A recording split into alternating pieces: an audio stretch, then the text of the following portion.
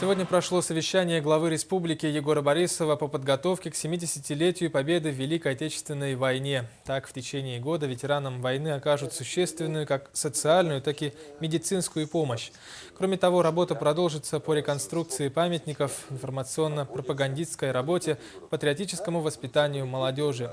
По данным на сегодня в республике живут 267 участников Великой Отечественной войны, и, к сожалению, их число с каждым годом только сокращается.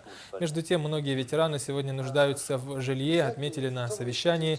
С 2009 по 2013 годы многие инвалиды и участники войны получили жилплощади. В этом году, по словам участников совещания, жилье получат 19 вдов участников войны.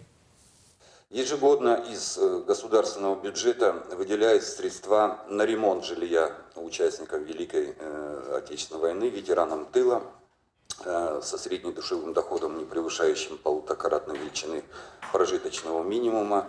Размер адресной помощи жилья ветеранов составляет до 30 тысяч рублей. В прошлом году, с учетом объявления Года Арктики, ветеранам, которые проживали в арктических районах, размер материальной помощи ветеранам был увеличен до 50 тысяч рублей.